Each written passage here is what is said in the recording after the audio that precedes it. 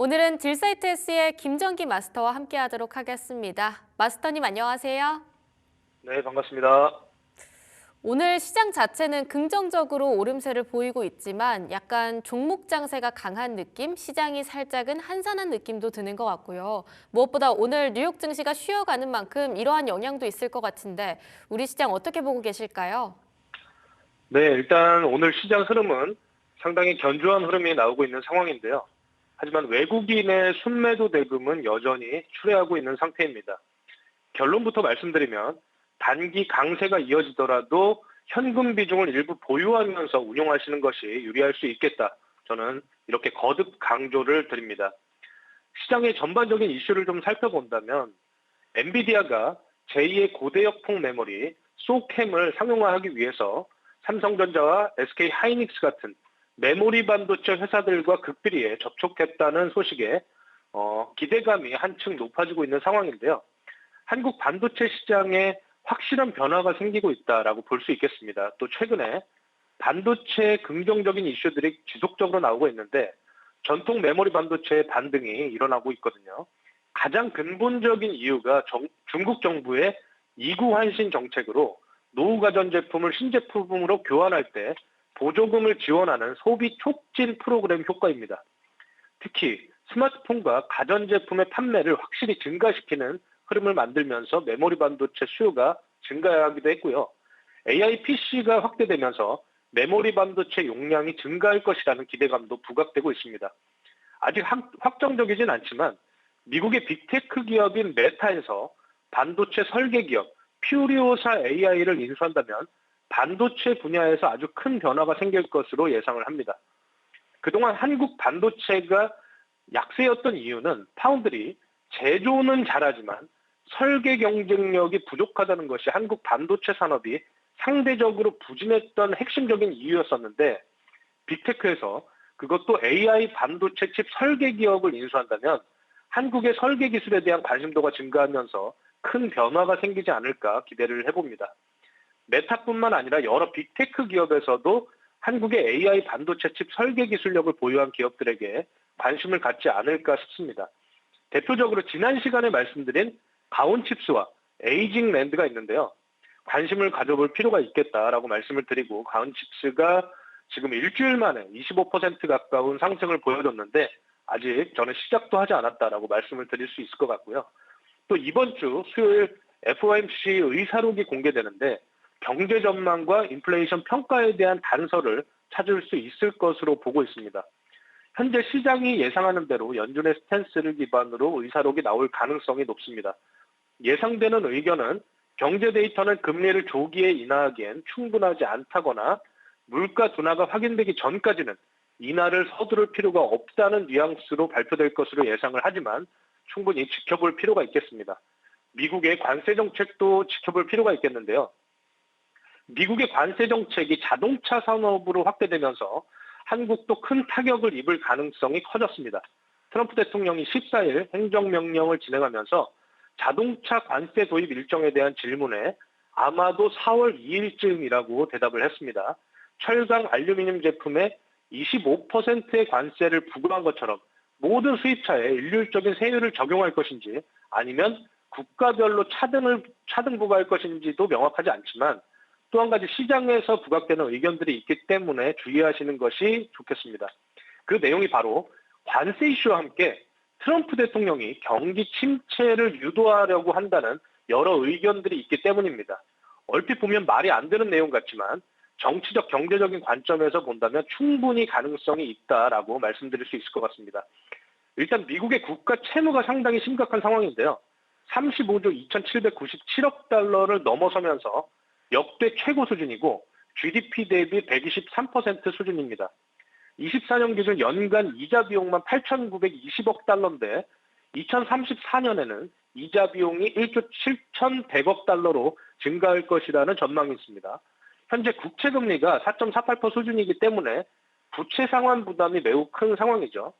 트럼프 대통령의 친기업 행보는 여러분들 다 잘 아시겠지만 과거 트럼프 대통령 재임 시절에 법인세를 35%에서 21%로 낮췄었는데 이것을 유지하거나 추가 감세를 원하는 상황입니다. 하지만 지금처럼 적자가 큰 상황에서는 감세를 하기가 어렵겠죠. 그래서 트럼프 대통령은 일단 관세를 협상의 무기로 쓰고 있는 것은 맞지만 단기적으로 중국을 포함한 여러 국가들의 관세를 부과하게 된다면 당연히 기업들의 생산 비용이 증가하게 되고 소비자 물가의 상승으로 일어나면서 소비 위축 현상이 일어날 가능성이 있습니다. 기업은 이런 비용 증가로 인해서 투자와 고용을 줄이게 될 것이고요. 이것이 경기 침체로 이어질 수 있다는 시나리오인데 경기 침체가 온다면 연준은 경제 부양을 위해서 금리를 인하하게 될 가능성이 높겠죠. 금리가 내려가면 국채 금리도 하락하면서 정부의 부채이자 부담이 줄어들게 될 것입니다. 정리하면 경기 침체가 금리 인하를 유도하고 미국 정부의 이자 부담이 감소되겠죠. 경기 침체가 오게 되면 당장은 어려워지겠지만 트럼프 행정부가 원하는 정책을 실행할 수 있는 환경이 조성됩니다. 바로 감세 정책이죠. 금리가 내려가고 정부의 이자 부담이 줄면 확보된 예산으로 법인세나 소득세 감면을 추진할 수 있게 됩니다. 그렇게 되면 증시가 강세를 이어나가면서 트럼프 대통령 임기 내에 다시 한번 대세 상승을 이어나가는 흐름이 발생되지 않을까 하는 시나리오인데요. 시장에 대한 흐름을 예측하는 것이 무의미할 수 있겠지만 충분히 저는 가능성이 있는 시나리오다라고 보고 있습니다. 3월부터 관세 적용으로 인해서 증시 변동성이 강하게 발생할 가능성이 있겠습니다. 그렇기 때문에 단기적인 증시 강세가 나오더라도 일부 현금 비중을 보유한 채 운용하시는 것이 좋겠다라고 다시 한번 강조를 드립니다.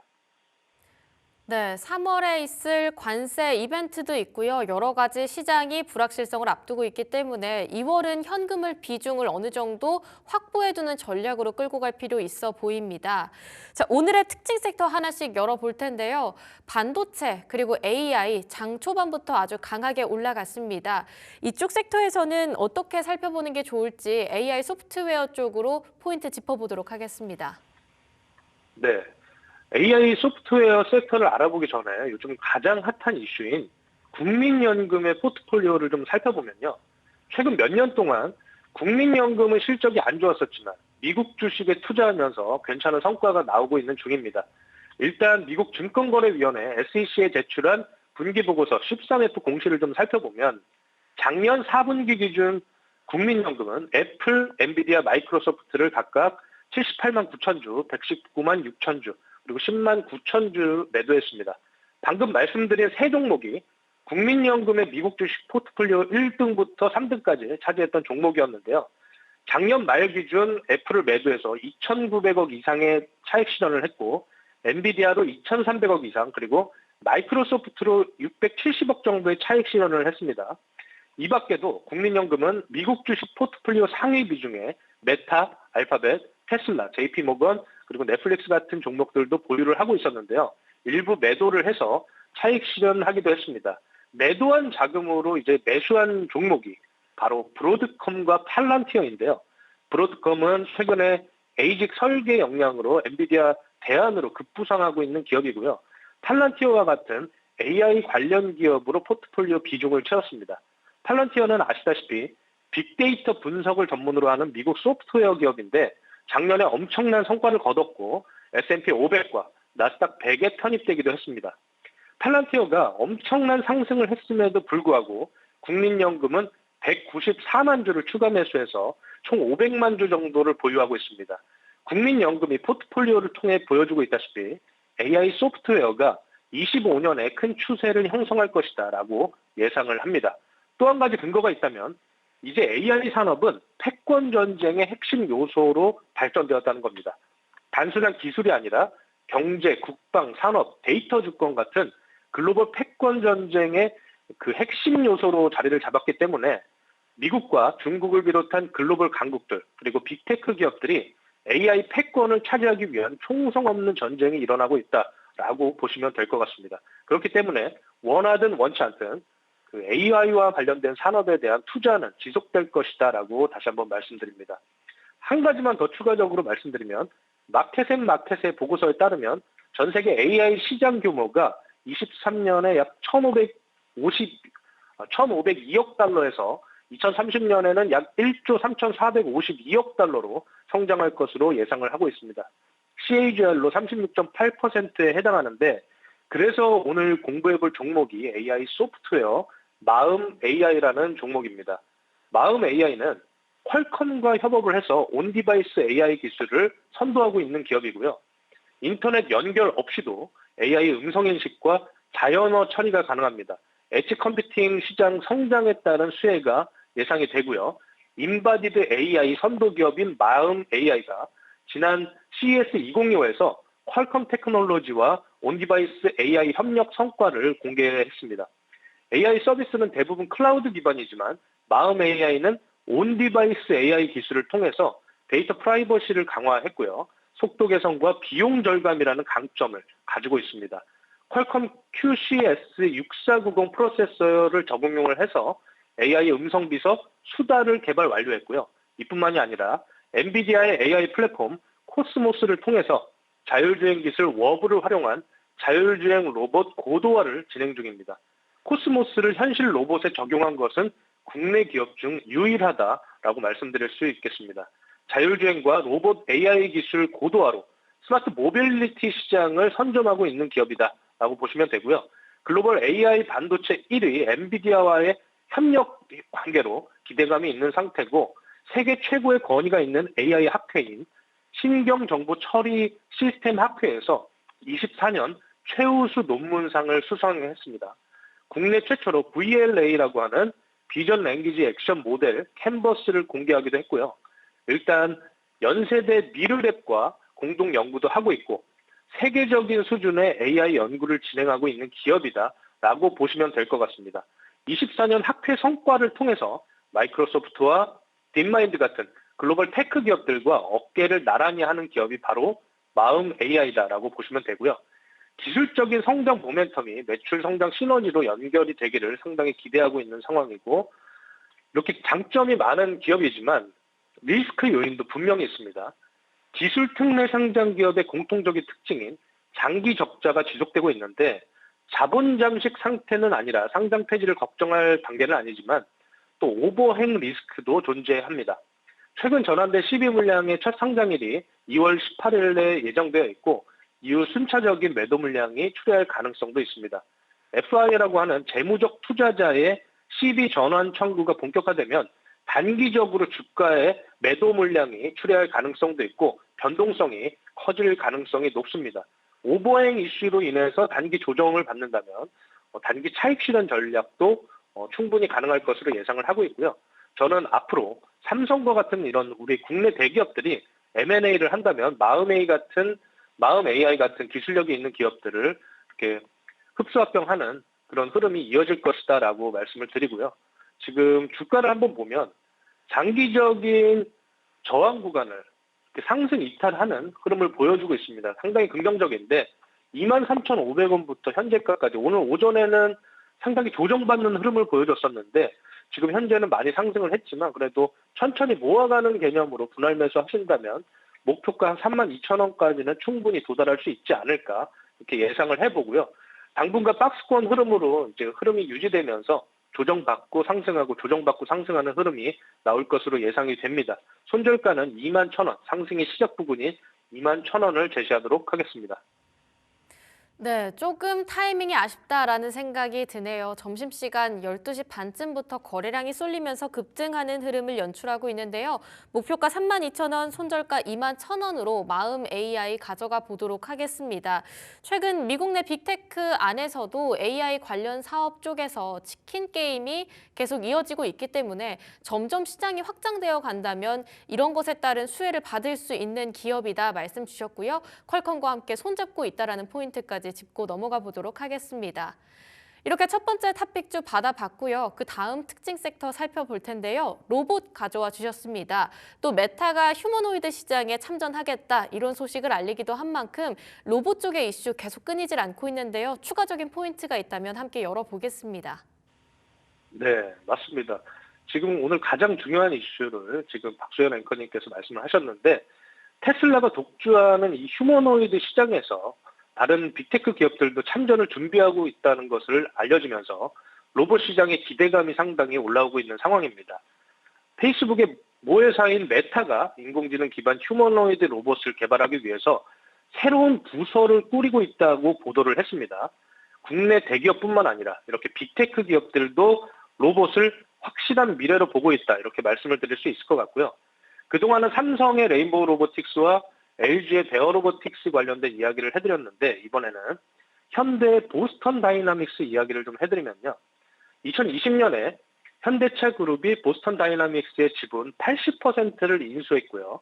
이 로봇 기술을 자동차 제조에 적극적으로 도입하고 있습니다. 보스턴 다이나믹스는 신형 로봇 올류 아틀라스를 자동차 부품 운반과 같은 실제 산업 현장에서 활용하고 있는데, 뿐만이 아니고 보스턴 다이나믹스의 로봇계 스팟이라는 제품이 다양한 보안과 순찰 목적으로 활용이 되고 있습니다. 산업 현장의 위험을 감지하고 안전을 책임지는 공장 안전 서비스 로봇으로 활용되고 있고요. 최근 기아 오토랜드 광명에서 시범 운영을 시작했습니다. 또 최근에는 트럼프 대통령의 플로리다주 마로라고 자택 경우에 스팟이 투입된 사례가 있습니다. 사족 보행 로봇 스팟에 현대차 그룹의 로보틱스 랩, AI 기반 소프트웨어가 탑재된 AI 프로세싱 서비스 유닛을 접목했는데요. 유연한 관절의 움직임과 사람의 눈으로 감지하기 힘든 사각지대까지 파악을 할 수 있다는 그런 특장점이 있는 기업이다라고 보시면 되고요. 현대차는 M&A를 포함한 전략 투자에 24년부터 10년간 14조 4천억 원을 투자할 계획이라고 밝혔습니다. 같은 기간 동안 모빌리티 게임 체인저 전략에도 22조 1천억을 투입한다고 밝혔는데, 여기에는 자율주행 기술과 SDV 전환, AAN이라고 하는 미래항공 모빌리티와 로보틱스가 포함됩니다. 그래서 오늘 가져온 종목이 현대차 그룹과 아주 밀접한 관련이 있는 기업인데요. 바로 클로봇이라는 종목입니다. 이 클로봇이 보스턴 다이나믹스의 로봇계 스팟에 대한 국내 독점 공급권을 보유하고 있습니다. 이 스팟을 현대차와 한국전력, 그리고 한국수력원자력 등 다양한 산업군에서 활용을 하고 있고요. 현대차의 로봇 사업 확장에 따라 클로봇의 성장도 기대되는 상황입니다.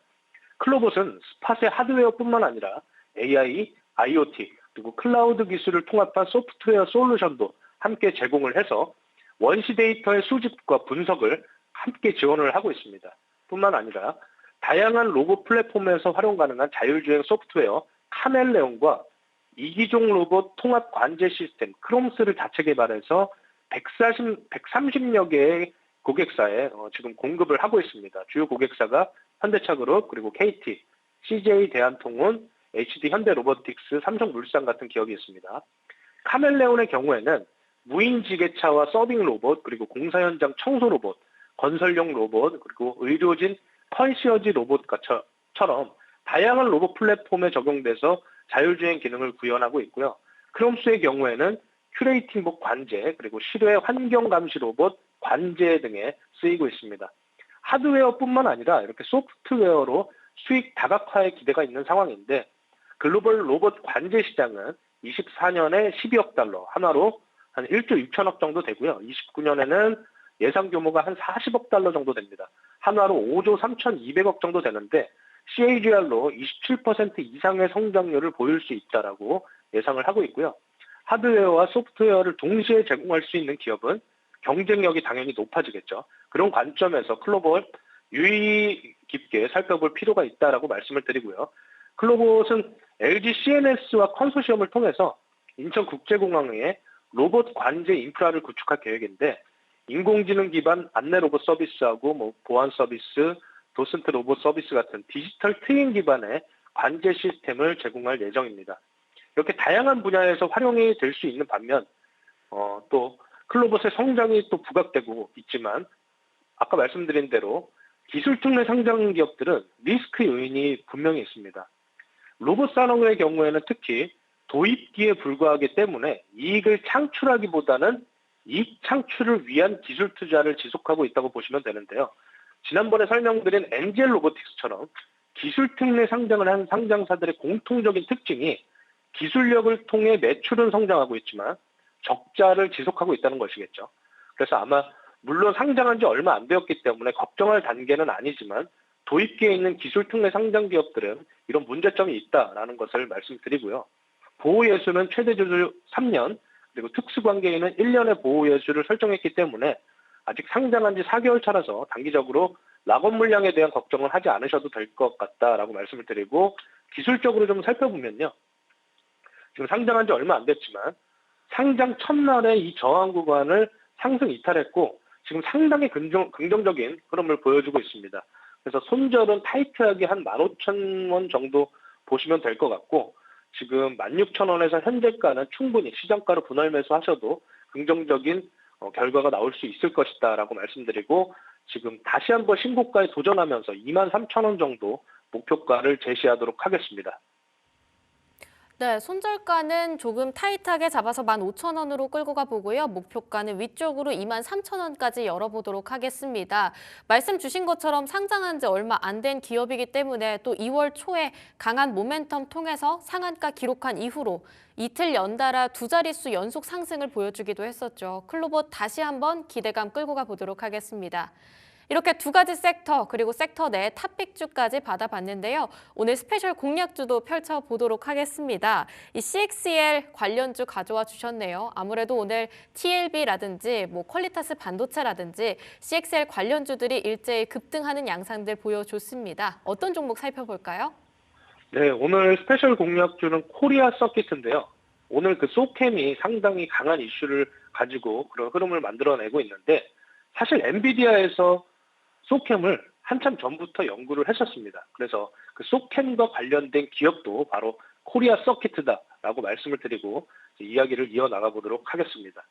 일단 다들 코리아 서킷은 PCB 회사로 많이 알고 계실 겁니다. 하지만 넥스트 HBM으로 꼽히는 CXL 반도체 기업이다라고 제가 다시 한번 정의를 해드리도록 하겠습니다. 이 CXL은 컴퓨터 익스프레스 링크인데요. CXL 반도체에서 조금 더 자세하게 말씀을 드리면, CXL은 고성능 컴퓨팅과 데이터 센터 그리고 인공지능 워크로드를 지원하기 위해 개발된 고속 인터커넥트 기술입니다. 기존의 PCI 익스프레스보다 더 효율적으로 CPU와 메모리 가속기 간의 데이터 전송을 최적화할 수 있는 그런 설계가 되어 있는데, 기존 PCI 익스프레스보다 데이터 전송 속도와 효율이 높습니다. GPU와 메모리 그리고 FPGA 같은 가속기를 효율적으로 연결하는 차세대 인터커넥트 기술이다라고 생각을 하시면 되고요. 일단 데이터 센터와 AI 산업의 폭발적인 성장으로 AI 모델이 커졌고 대량의 데이터가 실시간으로 처리되어야 하는데, 기존 PCI 방식은 데이터 전송 지연 문제가 발생을 했었고요. CXL을 통해서 CPU와 메모리 그리고 GPU를 하나의 네트워크처럼 동기화를 해서 AI 연산 속도를 획기적으로 향상시켰다라고 보시면 됩니다. 이 CXL을 대규모 데이터 센터에서 메모리 풀을 가상화해가지고 효율적인 지원이 활용 가능한 상태고, 여러 서버가 하나의 물리적인 메모리를 공유하고 있어서 메모리 낭비를 줄이고 비용 절감 효과를 얻을 수 있습니다. 고성능 컴퓨팅 HPC와 서버 효율 극대화를 위해서 반드시 필요한 것이 바로 이 CXL이다라고 보시면 되고요. 슈퍼컴퓨터 그리고 AI 모델 훈련, 머신러닝 응용 분야에서 메모리 대역폭이 중요하고 연산 속도를 높이고 병목 현상을 줄이기 위한 대안이 바로 CXL이다라고 보시면 됩니다. 이 CXL 반도체의 규모가 24년 1조 6천억에서 29년 5조 3,200억 원으로 CAGR 27% 성장할 전망이라고 합니다. 삼성전자와 SK하이닉스, 인텔, AMD, 엔비디아, 브로드컴, 마이크론까지 CXL 개발에 참여하지 않은 기업이 없을 정도로 가장 핫한 25년에 아주 핫한 첨단 반도체가 될 것이다. 저는 이렇게 보고 있습니다. 특히 CXL 메모리 시장에서 선도적인 역할을 하는 것이 바로 우리나라의 삼성전자와 SK하이닉스인데요. SK하이닉스는 올해 1분기 말부터 CXL 메모리 양산에 나설 계획이라고 합니다. CMM DDR5라는 양산에 돌입할 전망이라고 밝혔고, 이 제품이 SK하이닉스가 만든 CXL 기반 D램인데 SK하이닉스 메인 CXL 메모리고 DDR5를 탑재한 기본 제품입니다. 현재 고객사 인증을 하고 있는 상태고요. SK하이닉스는 인텔과 AMD 같은 CPU 업체와 협력을 해서 최종적으로 데이터 센터 기업들의 제품을 공급할 계획입니다. 인증 작업을 진행 중인 고객사는 구글, 아마존, 마이크로소프트 같은 주요 빅테크일 것으로 추정을 하고 있습니다. 삼성전자 역시 CXL 메모리 양산 준비를 마쳤다는 소식이 있는데요. 국립전파연구원이 지난 10일에 삼성전자가 신청한 CXL 기반 D램 CMM-D의 적합성 평가를 거쳐서 적합 등록을 완료했습니다. 이 전파 인증은요, 전파 환경과 방송통신망 등에 위해를 줄 수 있는 기자재를 시험해서 인증하는 적합성 평가를 하는데, 통상 이 인증을 받으면 시장 유통이 임박한 것으로 해석이 됩니다.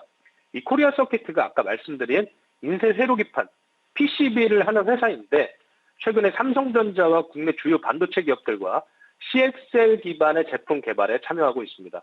23년에는 CXL 2.0 규격에 맞는 고성능 PC를 개발 성공했고요. 24년부터 CXL 3.0 대응 제품 개발에 주력을 하고 있습니다. 고속 신호 전송이 가능한 저손실 소재를 활용한 PCB 기술을 확보했고, 데이터 센터와 고성능 서버 시장을 적극 공략하고 있습니다. 메모리 모듈에서도 DDR4 제품에서 5 베이스 모듈로 급격한 전환이 이루어지고 있는 과정인데, AI 서버와 온디바이스 PC 확대에 따라서 신개념 모듈 CXL과 LPCAM용 PCB를 글로벌 메모리 고객사에서 도입과 개발 중에 있었습니다.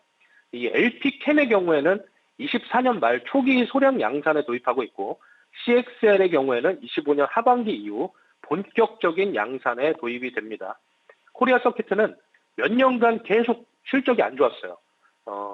25년을 기점으로 긍정적인 실적 흐름이 예상될 것으로 기대하고 있지만, 25년 1분기에 연결 기준으로 한 145억 정도의 영업이익을 예상하고 있습니다. 이게 10개 분기 만에 흑자 전환이 예상되고 있는 것이기 때문에 상당히 긍정적인 모멘텀이 나올 수 있을 것이다. 저는 이렇게 확신하고 있습니다. 브로드컴향 FC BGA 수주 증가와 AI 관련해서 FC BGA 추가 공급이 큰 영향을 줄 것으로 기대하고 있습니다. 흑자 전환에 성공하면 당연히 어닝 모멘텀 측면에서도 충분히 주가 성장에 기인할 수 있을 것이다라는 것이 제 의견이고요. 브로드컴과의 협력 강화가 매출 증대와 수익성 개선에 큰 역할을 줄 것으로 기대하고 있습니다. 주가를 한번 좀 살펴보시면요. 지금 10개 분기 동안 실적이 안 좋았음에도 불구하고 지금 그렇게 많이 빠지지는 않았지만, 주가를 들고 있었다면 상당히 고통스러운 시간이 되었을 것 같은데요. 지금 대하락 추세를 상승 이탈하면서 지금 긍정적인 모멘텀을 보여주고 있고, 오늘도 사실 갭 상승을 했지만 오전에는 상당히 주가가 처지는 모습을 보여줬었는데, 지금 현재 한 13,000원 정도, 어제 종가를 기준으로 현재가까지는 충분히 분할 매수 관점으로 모아가실 수 있다라고 제가 말씀을 드립니다. 이 정도 구간 조정을 받는다면 충분히 이런 좋은 기업, 그리고 또 어닝 모멘텀이 기대되는 상황에서는 충분한 기회가 아닐까, 저는 이렇게 판단을 하고 있고요. 목표가는 조금 타이트하게 한 17,000원 정도 제시를 해드리고요. 손절가는 상승의 시작 부분인 11,000원을 제가 제시를 해드렸는데, 조금 더 타이트하게 한 12,500원 정도 잡으셔도 될 것 같고, 충분히 분할 매수 관점에서 접근하시면 단기적으로도 긍정적인 모멘텀이 있을 것이다. 저는 이렇게 보고 있습니다. 네, CXL 올해 가장 핫한 시장이 될 것 같다라고 하는 전망과 함께 관련주로 코리아 서킷 받아봤습니다. 가격 전략 참고하시면서 성공 투자 이어가시길 바라도록 하겠습니다. 지금까지 딜사이트S 김정기 마스터와 함께했습니다. 마스터님 좋은 말씀 감사합니다. 네, 감사합니다.